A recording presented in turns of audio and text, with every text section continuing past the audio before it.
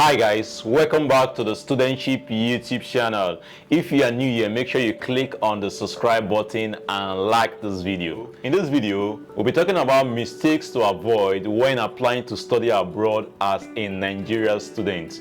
You see, a lot of Nigerian students, I'm talking about undergraduate and postgraduate students, they have this ambition, I want to study in Canada, I want to study in the United States, and etc.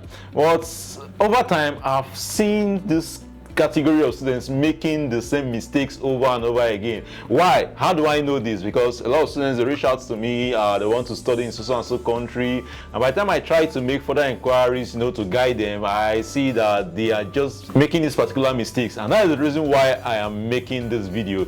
Even here in Nigeria, when you're applying to study at university, it's not just something you just joke with. Applying to study abroad requires a lot of resources, which might involve finance, your personal studies, sleepless nights, blah blah blah blah blah. So at the end of this video, if you have any question or you need further clarification, do let me know in the comments, and I'm definitely going to assist you.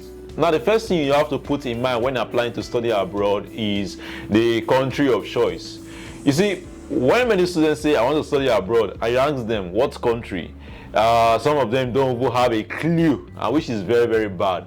You see, studying abroad is not something you wake up overnight and you say you want to study abroad. You must have a destination in mind. You must know that I want to study in Canada, and you must have a reason why you want to study in Canada. You don't just say, well, I want to study in any country, I want to study blah blah blah. No. And there are certain criteria you must consider when you want to choose a country for your studies. And some of these criteria include cost of living, visa application processes, educational system, career opportunities, racism, the native language, scholarship opportunities, lifestyle and culture, security, and food. I'm talking about the cost of food. So you have to put all of this into consideration before you make your choice. So it could be that maybe you have a family member in the US, in the United States, in Canada, any country, and that is the reason why you want to apply, just to make the process easier for you. This is not something like, oh, I want to study in all the countries, I want to try out all the countries. No, it doesn't work like that. You have to focus on one particular country, and of course, like I've said, there will always be a reason why you want to study at that country.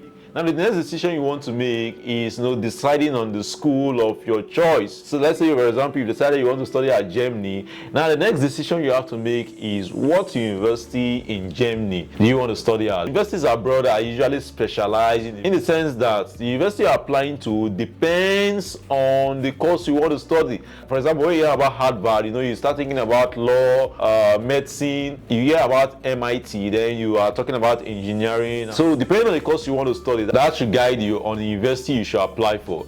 Now, another thing is to know the culture and the cost of living. So what is culture? Culture, as we know, is just the way people live their life. So when you're applying to university, you have to consider, are the indigenes receptive to international students? What is it like? What's the experience of other Nigerian students who are studying in that same region of that country? Also, the cost of living. Every country has their cost of living. There are different criteria, financial requirements, for international students. You don't want to end up in a place where you get stranded. So make sure you do your diligent research on the culture and the cost of living of that particular place. So if that country of choice is not favorable for you, culture-wise, then you have to, apply somewhere else. Now, the next thing you need to do is to make a budget for your application. Many students who are applying to study abroad do not realize that you have to, pay for application fees. So don't think that this process is not going to require any finance. That is not true. So for example, when you want to sit for English suitability exam, you have to pay for registration and examination fee. If you are still under your parents' care, definitely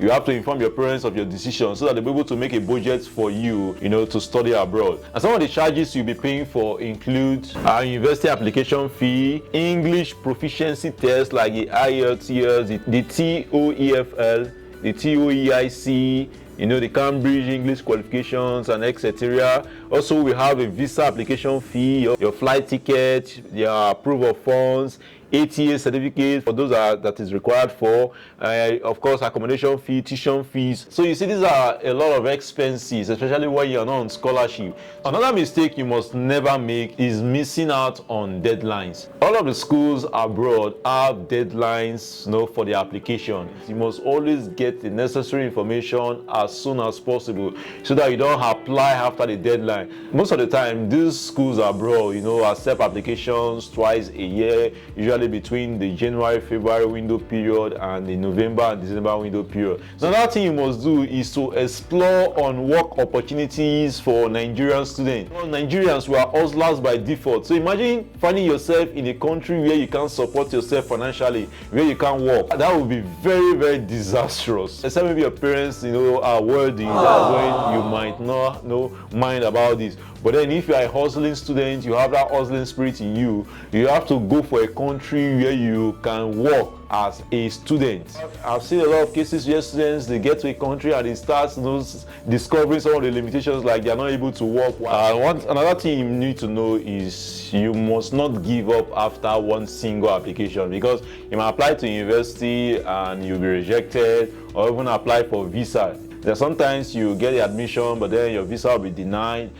You must not give up after one trial. No, because some of these people will tell you, oh, I'm not studying in Germany, I'm not in Canada. Most of the time, they didn't just apply one time, they applied multiple times. So you must never give up when you are applying to study abroad. Don't make that mistake of say, maybe this thing is not for me. Just keep on trying. And when you are trying again, make sure you try to identify some of the mistakes you made, especially if it has to do with visa application. Try to identify the mistakes and find a way to correct them, and also do more research, to be able to predict the scenario so that you don't make the same mistakes over and over again.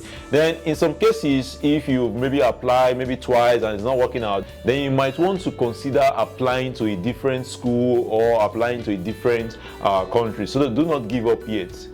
Now, another mistake you can make is not learning the country's language. So imagine you're going to Germany and you've not had any idea about learning German. Most of the time, those schools provide provisions for English learning. But then being in Germany and not being able to speak German will be a limitations in many ways. Or going to Russia, you see, you have to try to learn the country's language so that you'll be able to communicate. Even if in school they teach you in English, which of course will be a very expensive option. You trying to study English in that country will definitely mean you have to pay more.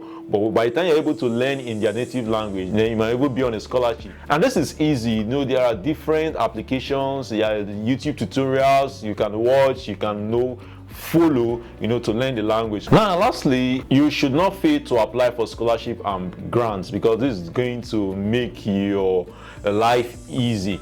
Now, here's the mistakes many students make, especially undergraduate students.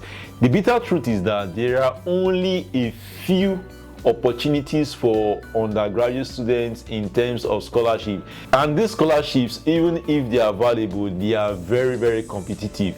Take the MasterCard Foundation scholarship as an example. I think every year they pick just one student from Nigeria, and that's the reason why I always advise students, if you are an undergraduate student or you are just out from secondary school and your parents cannot afford to send you abroad, it's better to stay in Nigeria for your undergraduate. Then after your undergraduate, you can now plan on applying to study abroad on scholarship, for your masters and for your PhD. But if your parents are financially buoyant enough, then you can study abroad for your undergraduate. So this is one thing you must always note. When of course there are plenty of scholarship opportunities available abroad, different countries of the world, for postgraduate students. So this is just a run through on some of the things and mistakes you must avoid as a Nigerian student who is applying to study abroad. Like I mentioned earlier, if you have any question or you need further clarification, do let me know and I will assist you as soon as possible. So guys, make sure you like this video and subscribe to this channel.